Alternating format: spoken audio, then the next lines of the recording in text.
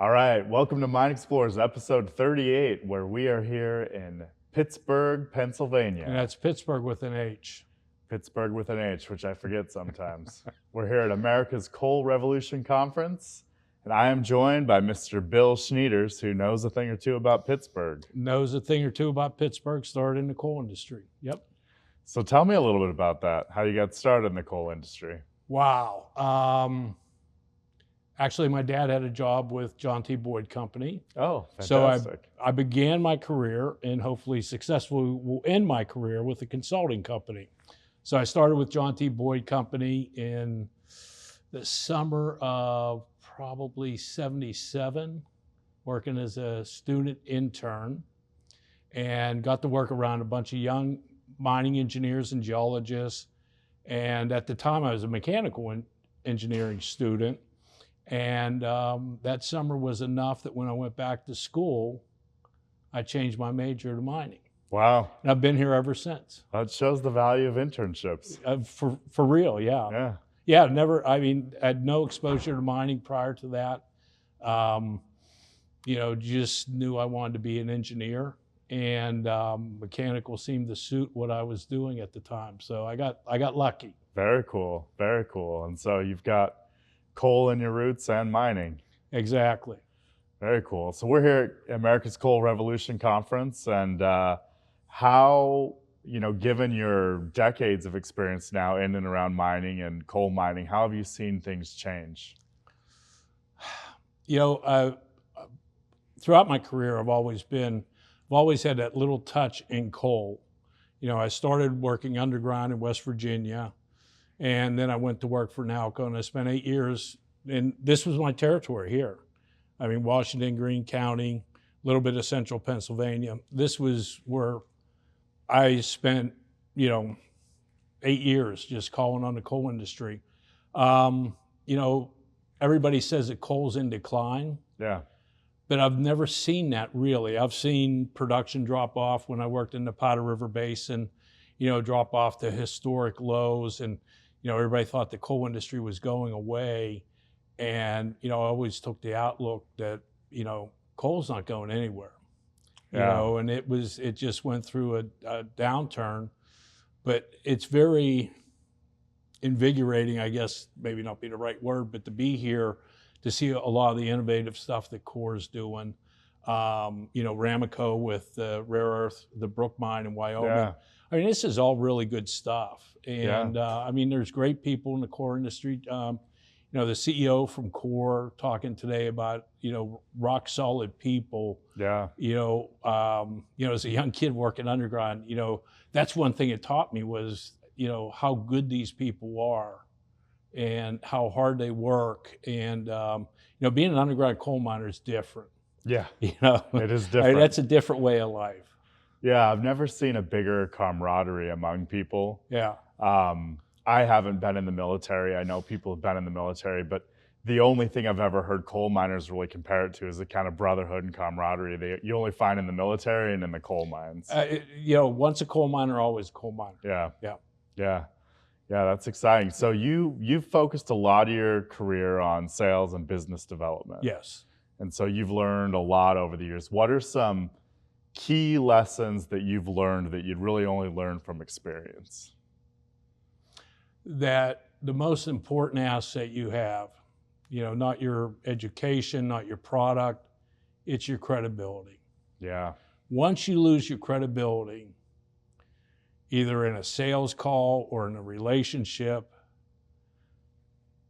coming back from that's really tough. Yeah.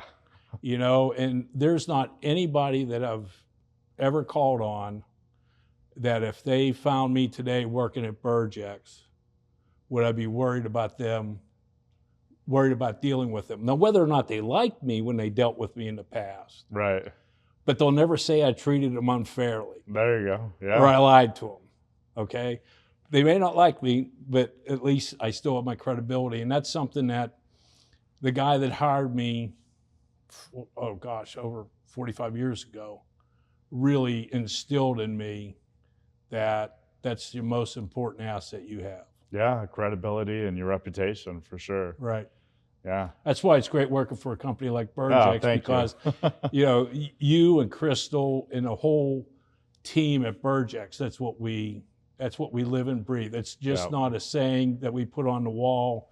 It's what we do every day. Yeah. It's one of our core values, and it's for that same reason. I think in this industry, you can't go very far unless you have credibility. It's a small world. Yep.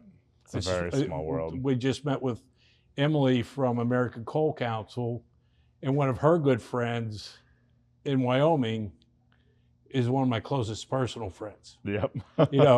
So I mean, that's how small the community is. Yeah, it's very small. Yeah, mining's a very small community, so credibility is super important. Yeah, you can't really overstate how important it is, and then just doing the right thing by your customers. And yeah, they may get mad and upset about different things. Yeah. They may not like you, but at the end of the day, they'll say, well, at least they're fair. They'll do the right thing. So yeah, that's key. So how is it coming back home again? Coming back home to Pittsburgh is always good. Yeah. Yeah. It's, I grew up 11 miles from here. Yeah. It's, when we came out here, we drove past the first apartment we had, and the first house I built was right down the road. I remember when I left in 1990, my dad says, well, when are you coming back? I said, Dad, I don't know if I'll ever come back. And I never have, but eventually we'll move back east. We'll be closer to family. Yeah. So, but it's a great time. I mean, black and gold, Steelers, Pirates, Penguins. I mean, it's a great time. Yeah, lots of teams, lots of history. Yeah. And as we talked about earlier in one of the presentations, it's a town built on coal. Yeah. So we're right. Coal right and in steel. coal country, I mean, you used to go into downtown, and the rivers were just lined with steel mills. Yeah. Just belching smoke and fire and everything. And, that's all high tech right now. Yeah. But, and that's the neat thing about Pittsburgh is Pittsburgh rebuilt itself. Right. When the steel industry declined and went overseas, Pittsburgh didn't reach out and beg for money. Pittsburgh reinvented itself. And that resilience is also seen in the coal industry, that it's always kept going. I mean, even when I left steel, with metallurgical coal, the demand going down, and even steam coal a little bit, the coal industry, some of the same mines I called on back in the 80s are still producing coal. Bailey, I started Bailey up in the mid 80s, and it's still producing coal. Wow. I mean, we heard today 26 million tons per year. Yeah, which is significant. That's a lot of coal. That's a lot of coal. Yeah. You would think that Washington and Greene County would be out of coal by now. Yeah. So yeah, they're still going. Well, as we heard today, the United States has the biggest coal reserves in the world. Yeah. So not running out anytime soon. But yeah, the reinvention, and that's a really good way to put it. Pittsburgh's reinvented itself, and the coal industry is reinventing itself. I mean, we've heard about everything today from extracting rare earths from coal to building materials to, graphite, aerospace applications, the sea foam that Core's building that they're using to build a potentially supersonic airline out of. That's amazing. Yeah. Yeah. Who would have thought? Really cool bricks. I mean, out of coal. even building decks. Yeah, decks. Yeah. So plastic and coal, really exciting. Yeah, the reinvention. Maybe they'll find the cure for cancer in coal. They may. They may. Yeah, you never know. Yeah. Can't live without carbon. That's right. Yeah, very exciting. So, what do you see for the future of the industry? I think there's nothing but an upside. The biggest concern, Stu, that I have for the industry is the lack of young people, quality young people coming into it. The people we have that I meet at the conferences are, high quality, people. Typically they have some sort of tie to it. Yep. And we talked a little bit about it today, is how do we attract, the young man or woman that goes into chemical engineering or electrical engineering. How do we get them to come over and trust mining? Yep. I mean, there's so many exciting career choices. And like they said today, low competition. Yep. And you can name your price and name where you want to go. Yeah. I mean, from aggregate construction materials, which is all over the U.S. If you want to live in Miami, Florida, you want to live in Tucson, you want to live in Dallas, Texas, you could go to work for an aggregate company. If you Yeah. want something a little bit more exciting, a little bit more challenging, you can go live in Elko, Nevada, and work for Barrick or Nevada Gold Mines and work in gold. Yeah. I mean, there's a lot of opportunities. Yeah, I talked to a professor from Penn State earlier out at our booth, and he said that we had reached out a couple of years ago about internships and that they had some interest, but now it's hard because every single one of their students has 4 or 5 job offers. Right. But that's still not enough to attract more people to the industry. You think it would, but it's not quite enough. I think we need to get people excited about it. Yeah, I think, maybe it's really the producers getting serious about it and maybe pulling their resources, pulling their funds to really come up with a robust, scholarship program to where, Yep.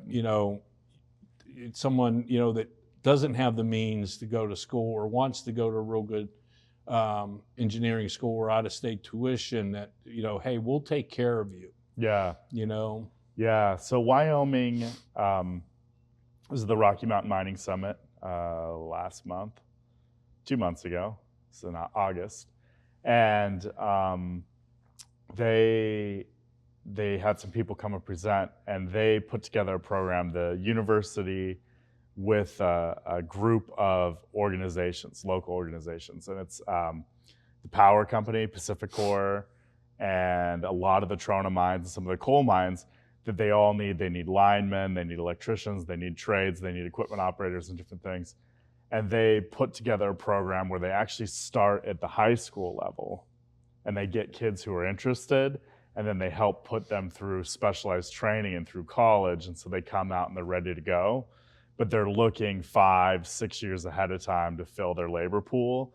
And they've managed to increase graduations in the programs that they need by over 100%. Right. By doing that. And they started with the educational system reached out to the industry and they put together a board and said, what are your needs? And obviously that comes with some financial support as well. And so it's helped do that. So I think something like that would be helpful for the broader industry. But they've proved it out on a local level, which is really cool. Yeah, I mean, and that's another area, trades. Yep. How many clients do we deal with on a daily basis that are looking for, an exploration project in remote Montana? Yeah. It's like, well, where are you going to come up with that electrician to work at your mine? Where are you going to come up with that truck driver? Yeah. I mean, you're almost talking like, remote mining and busing and flying people in. Yep. For some of these areas, definitely, yeah. But the lack of a talented labor pool is the biggest thing that concerns me about the industry. But I only see an upside in it. Yeah, and it's interesting. I had a conversation at lunch with David, and he said that automation used to be feared as it's going to take all these jobs in the mining industry, but now they're looking at automation as what may save it, because we've got this intersection of this lack of labor, but then AI and automation coming in that may be able to fill some of that gap, but it's not going to fill all that gap. No, you still need a guy to change tires. But you're going to need a guy to change tires. You're going to need that electrician. Right. Yeah, and then there's all the engineers and geologists and all that. That's really hard to replace. Yeah. But, yeah. Interesting times. It is interesting times. Yeah, you've definitely had a career that's spanned a lot of different changes. Yeah. I've been very fortunate to work some great places, some great industries, across, plus 40 years now. Yeah. Been exposed to the coal industry here in Pennsylvania, West Virginia, Colorado, Montana, British Columbia, Alberta. It's been very good, but I'm excited about the coal industry, and I think there's a lot of upside for it. I think the real issue is, Stu, that we need to get the message out. It needs to be a positive message that, mining is not the evil industry. We're just not raping and pillaging the environment for, self-gain. Right. People, I had a conversation at I entered into a conversation, which I know is hard for you to imagine, with some young people that were talking about whether or not they should pay their interns. And they said that I don't know what they did something in marketing and that, and they were talking about that they shouldn't have to pay their interns because their interns are learning so much from working with them. And I said, well, we pay our interns. Yeah. And I said, well, what industry are you in? And I said, mining. He says, data mining. Oh. I said, no, like mining, like all the metals that are in your phone, like the concrete that built this airport. Where do you think that came from? And that's the problem, is people don't have an appreciation for where that comes from. Right. Right, yeah, iPhones come from the iPhone store, and that's right. Concrete comes from the truck. They make it in the truck. Yeah. So. Yeah, interesting. All right, well, I really appreciate you sitting down with me and having a conversation. And I appreciate the opportunity you gave me at Burgex. I really do. Oh, it's been great. You've brought a wealth of knowledge and wisdom, and really our first kind of official sales position, and built that department and trained others, and not just trained Jenny and the others you work directly with, but trained the whole organization, which has been great. No, it's been fun. Yeah, it's a good way to leave a legacy, and definitely one we'll carry on. So. Hopefully, yeah. Yeah, that's the plan. All right, well, next we are gonna go see some more presentations, and then I'm gonna give a special presentation on coal to critical, and how rare earths are being extracted from coal and how that may scale in the future. Stay tuned.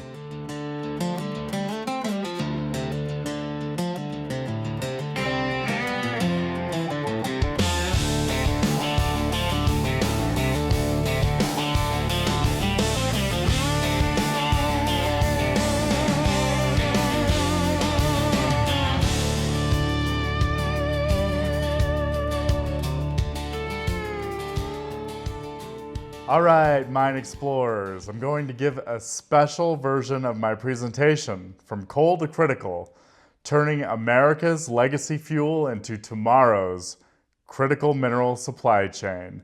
This is a special presentation that I'm giving at America's Coal Revolution Conference in Pittsburgh, Pennsylvania. The show is sponsored by Coal Trends and Semco. I'm really looking forward to giving this presentation, and glad that I get to sit down and give a special version of it for Mine Explorers fans.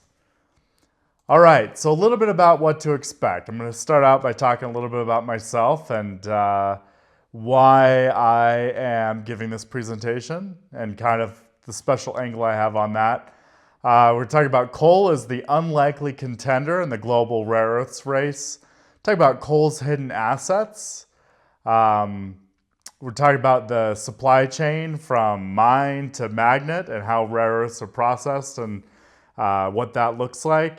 We're going to talk about turning waste into value. We're going to look at 3 different case studies where the rubber hits the road, and there's actual companies who are taking coal and its waste products and making rare earths today. We're talking a little bit about the future and the technology that makes it all happen, and what the outlook is. So, a little bit about myself. You guys know who I am as Mine Explorers fans, but for anybody who's tuning in for the first time, I am the co-founder and chairman of Burgex Mining Consultants, a premier mining consulting firm in the United States. We focus on everything from mineral exploration through to consulting, valuations, market analysis, and we make it our business to be informed of trends and future things that are emerging. And so we've been on the cutting edge of some of these critical minerals, and involved in projects from exploration all the way through to operations. So very excited to give this presentation. A little bit about myself. I consider myself to be a skeptic when it comes to extracting rare earths from coal. And in this presentation, we're going to unpack that a little bit and find out about my journey and how I started and where I am today. So a little bit of that skepticism starting out came from articles like this. So, you know, the headline, here's why a $2 million coal mine in Wyoming could be worth $37 billion.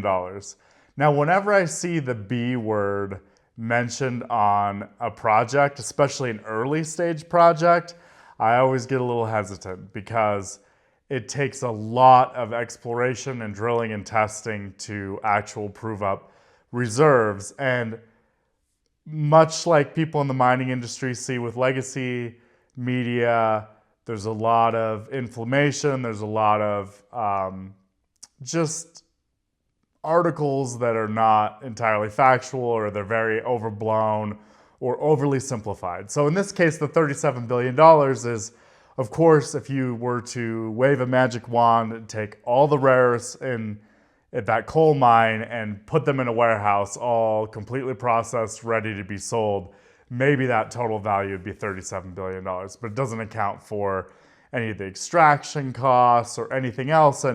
And lest we forget that extracting and refining every single rare earth is a very complex process, and it isn't something that can just be done easily. So this article made the rounds in 2023, and it was sent to me from everybody from a billionaire friend of mine to my mom, and 50 people in between sent this and said, hey, what's up with this? And why do we need to keep looking for rare earths if they're all in Wyoming? And how can I buy an old coal mine that has billions of dollars worth of rare earths in it? And so things like this really increased my skepticism until I dug a little bit deeper, and we'll unpack that as we go. Backing up a little bit, let's talk about rare earths. So China controls approximately 80 to 90% of rare earths mining, refining, smelting, manufacturing. And the United States is very heavily reliant on China for a lot of different minerals, including rare earths. So the United States does have one active rare earth mine that's been in production for a long time at Mountain Pass. And now we have two, which we will talk about in a minute. But there's several more mines in the process of being developed. So China dominates mining and refining. And, the interesting thing is with coal is it enters this global picture of rare earths as an unlikely contender. Coal has been viewed for decades now as a declining resource, and coal and its byproducts have been viewed as environmental liabilities, things like that. But maybe digging a little bit deeper, there's some value here that's been overlooked. So let's talk about coal's hidden assets. You can see here we have a chart of rare earths concentrations. And at the top we have the Brook Mine, lower 7 seam, with approximately 5,000 parts per million of rare earth on an ash basis. So we'll talk a little bit more about that ash basis in a minute, but just remember that word, ash basis. So 5,000 parts per million. Some of the clays that are contained under coal, the underclays contain, potentially 1,000 parts per million. Some underclays go even higher into the 3,000. And then acid mine drainage, sludge, traditionally bad, toxic, get rid of it, process it, actually has rare earths concentrated inside of it, as does fly ash, which is coal that's been burned. Remember that ash basis we'll talk about. And then just general coal contains around 66, on average, parts per million of rare earths. So really interesting. Without getting too complicated on the geology side, the same processes that form coal tend to also concentrate rare earths. And in mining and processing coal and burning coal, we create an even higher concentration of rare earths. So these are hidden assets in coal that have been overlooked, and while known about for a long time, the economics haven't really made sense. But let's talk a little bit about the supply chain. So mining, when it comes to mining, about 60% of rare earths are mined in China. And a small bit, around 17%, is mined in the United States. But when it comes to refining and smelting, the downstream part of that, 80-90% of that occurs in China, about 90%. As does the downstream magnet manufacturing, the end products. China dominates that whole supply chain. And so while rare earths exist globally, and there's a lot of them in the United States, without the rest of that supply chain, it really doesn't make sense to produce them here. And so looking at it holistically, a lot of my skepticism along the way has come from the fact that we can mine rare earths here, but we need the rest of the supply chain in order for it to make sense and to really be independent. So, talking about supply chain, over 90% of the world's refining and magnet making happens in China. These rare earth magnets are extremely powerful, and they power a lot of our technologies, and they have a lot of defense applications. The interesting thing is this supply chain, because of that defense application primarily, the federal government's heavily investing in critical minerals programs. The Department of Energy and the Department of Defense are funding projects that directly support onshoring, not just the mining, but also the downstream processing. So for coal operators, that's an opportunity to align with one of the strongest political tailwinds in decades. Really, this is unprecedented. So let's talk a little bit more about the waste part of coal and how we can turn that waste into value and how companies are turning the waste into value. And we'll look at a couple of those case studies in a minute. But when a ton of coal is mined, it comes with byproducts. And they're either downstream byproducts like fly ash after the coal's been burned, or they are refuse that's mined along with the coal. So the underclay, some of the associated shales, things like that. And then, of course, the acid mine drainage itself, which tends to collect and concentrate rare earths along the way.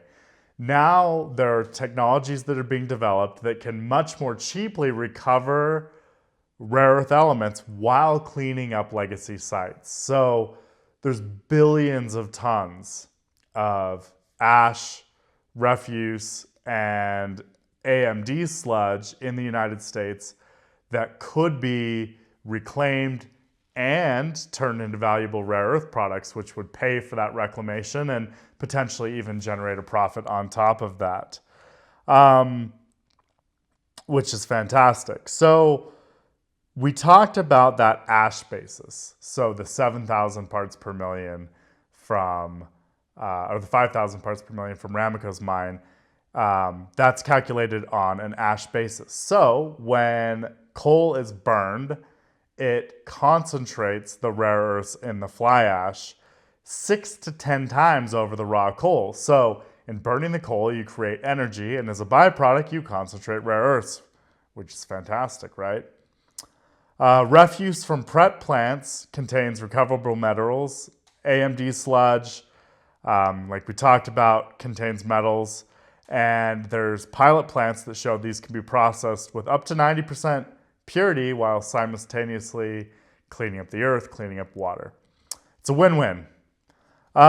Let's dig into some of these case studies. So, case study number 1, Ramaco's Brook Mine. So moving back to that article I showed at the beginning.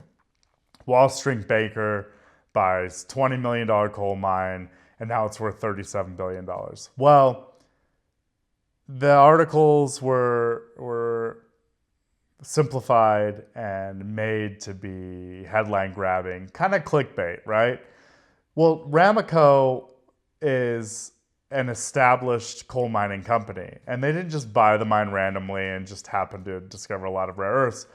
They were interested in the coal, of course, but then they discovered the rare earths, and being a forward-looking company, they're already heavily involved in producing met coal and things like that. And now they have an opportunity to embed themselves in the critical mineral supply chain in the United States. So this is the largest known unconventional rare earth deposit in the United States.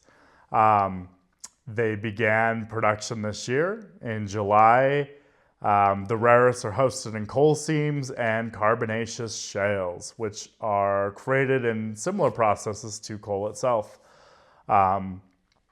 This is the first rare earths mine, new rare earths mine in 70 plus years in the United States.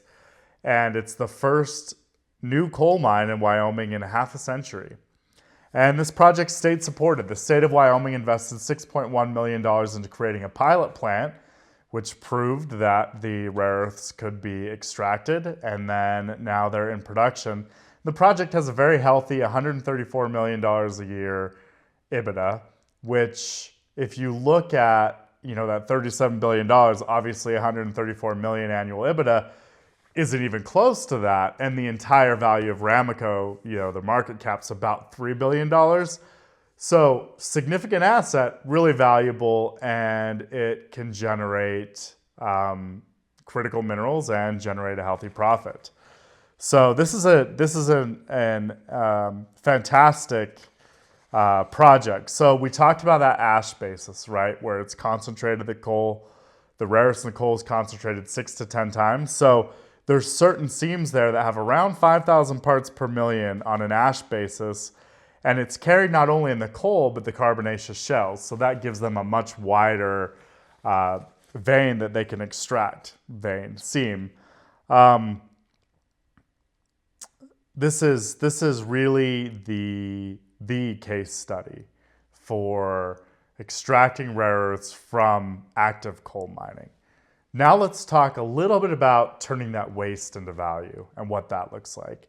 So across Appalachia, American Resources Corporation, they are AREC, we'll call them, AREC, and ReElement Technologies. They've pioneered mobile trailer-based extraction units. Now this is an AI-generated image. Their units, I'm sure, look much different, but I couldn't find a good stock photo to use, so I generated my own here.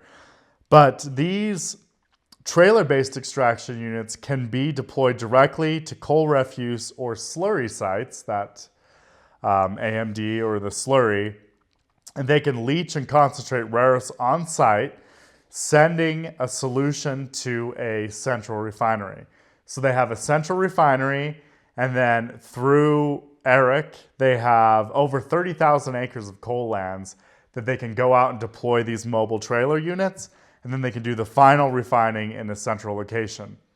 Now, earlier this year, they increased the capacity of their central refinery, so they can produce a target production of about 200 metric tons a year of rare earth elements, which is fantastic. Now, the significance of this is coal country doesn't need massive new mines. It can produce critical minerals from existing materials, including waste products, and they can use this hub and spoke model to take all these mobile extraction areas and concentrate them all in a central location, which is fantastic. This is really a great creative way to scale technology while concentrating the efficiencies of having one central repository for the most complex parts.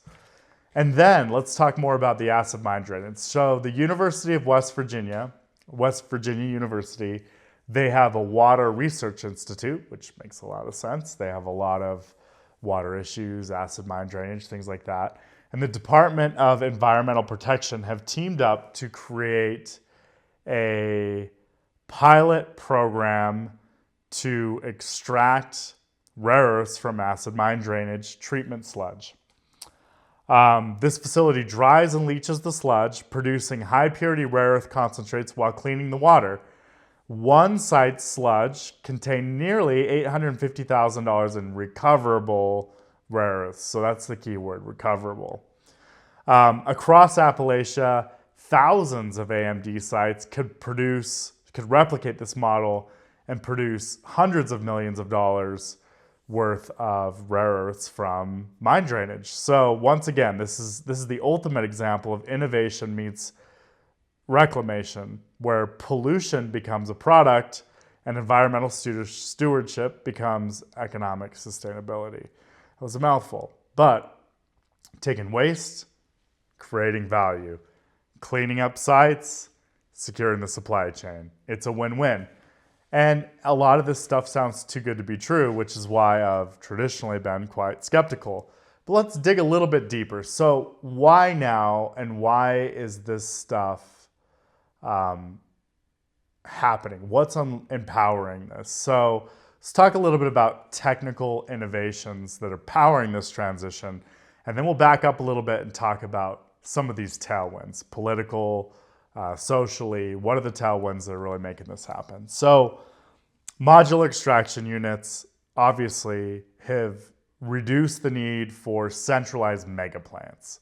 So instead of having to deploy a sophisticated multi-million-dollar refinery at each site individually, you can do the concentration, ship the concentrate to a central repository, and do the technical refining there. That's a big one. The hub and spoke model really makes a lot of sense.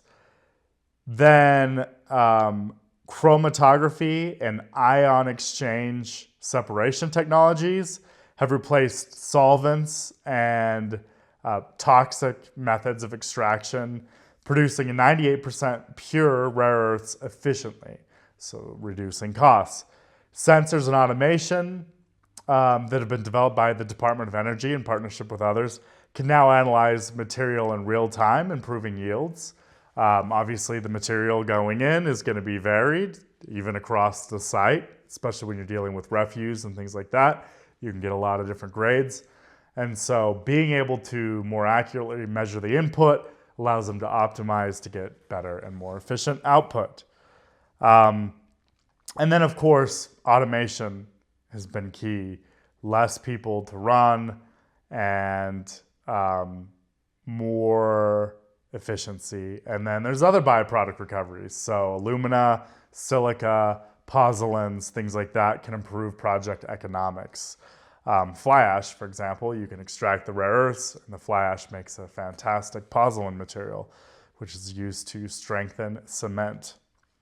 So, what does all this mean? Well, it means the economics are getting better and the market outlook is getting good. So you can see here, I have a pie in the pie in the sky, pie in the chart. I have a chart pie. It's not a pie chart.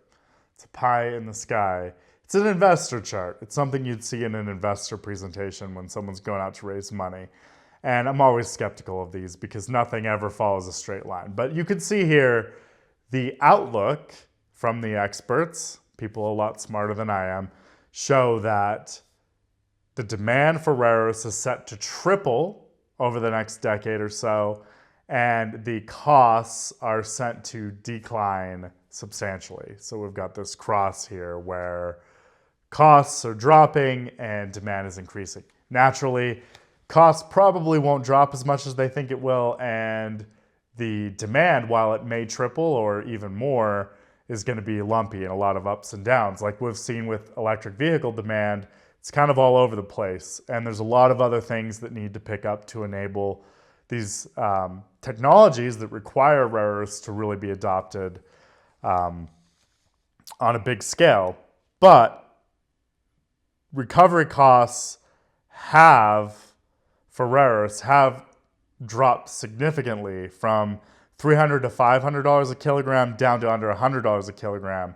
And as those economics improve, it makes lower grade rare earth coals and waste products more economical, which unlocks more sites to be able to take advantage of these technologies.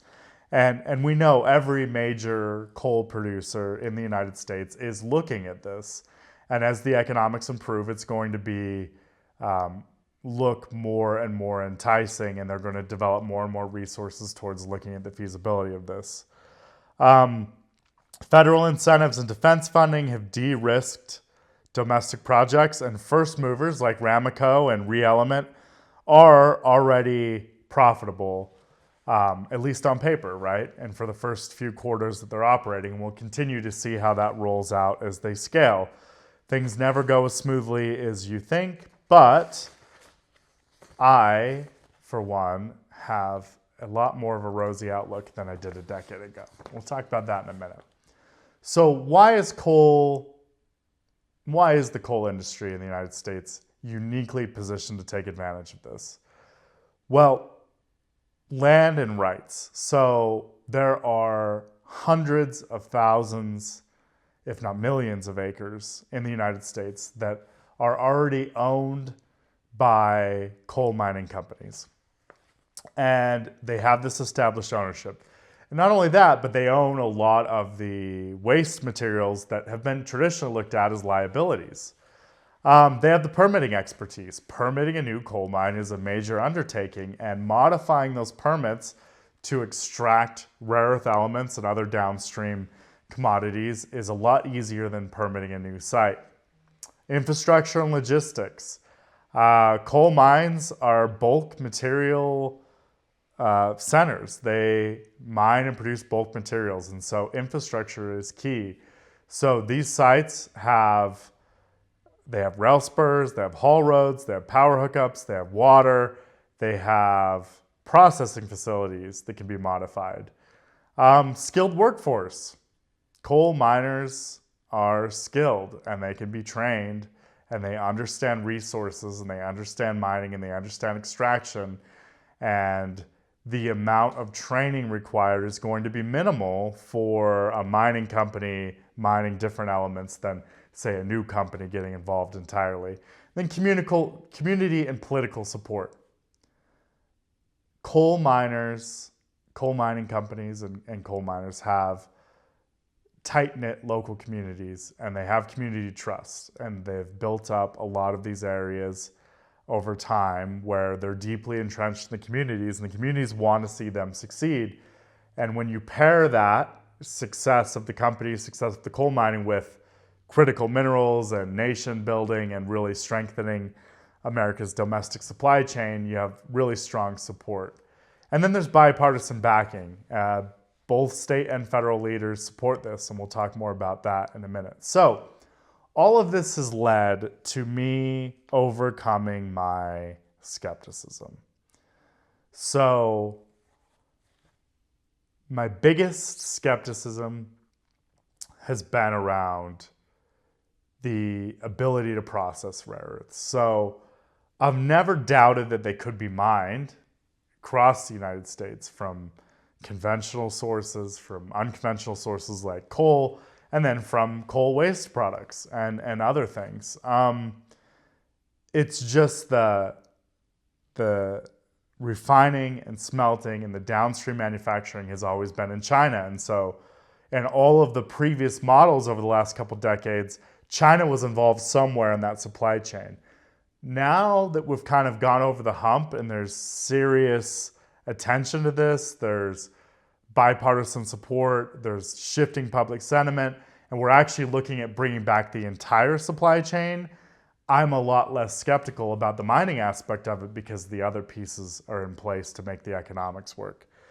I'm always thinking economically, and this has always been an economic exercise. And without the ability to actually process these rare earths, it didn't make sense to mine them. That's changing. Over the last 15 years, a lot's changed. Since China's first rare earth embargo in 2010, or at least the earliest in this latest time period, there became U.S. concern about bringing rare earths back over and capturing that supply chain. And then that's only escalated. And from 2022 to 2025, there have been multiple acts, executive orders, and focus on building out the domestic supply chain. And in concert with that, I think the discovery and exploration of Ramaco's Brook Mine has really brought a lot of public awareness to the coal aspect of it. But really the biggest thing is public sentiment has changed. I think generally the public is still boo coal, and especially for energy, but I think they're a lot more willing to embrace coal in its industrial uses and in its critical mineral applications. So late 2024 polling shows a broad consensus on critical minerals. 83% of US opinion leaders, including 71% of Democrats and 95% of Republicans, agree that expanding domestic mining for minerals should be top priority. Not just a priority, top priority. Such bipartisan support is unprecedented.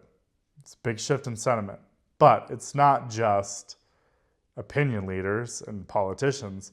In early 2025, earlier this year, a national survey found that 70% of Americans favor ramping up U.S. mineral production to reduce reliance on China, with only 12% opposed. And this is a major public opinion shift, as Americans now link critical minerals to economic security, and they're more willing to support domestic mining and refining to secure supply chains. We saw in 2020 what happens when supply chains break down, and we really only saw a glimpse of it. But there's a lot of supply chains that are very fragile, a lot more fragile than people realize when you start digging in. And so my advice to the coal miners out there and the operators who have operations, I'm sure I'm preaching to the choir, and they're already looking at some of these technologies and developing some of their own that really haven't hit the public's radar yet. But I would encourage them to embrace the evolution, look at new uses for coal, and let's turn waste into value. Thanks for watching my presentation. I really enjoyed putting it together, and I did a lot of research that surprised me. And just in putting this together, my skepticism has gone from, I'd say 10 years ago, it was an 8 out of 10. I thought, yeah, I'm not going to be developing rare earths from coal. And now I'd say it's a 3 out of 10. So I think the more, we're still really early. Ramaco just opened up. A lot of these other examples that I cited, Re-Element and the university, West Virginia University, their programs are still very new. They're starting up, they're ramping up this year, or they're expanding. And so as that goes on every year and they're successful and they're profitable, then that skepticism is going to drop even more. But it's dropped significantly. And in doing this research and this presentation, it's dropped even more. But now it's up to all of you in the industry to go out there and show the world that coal can be critical.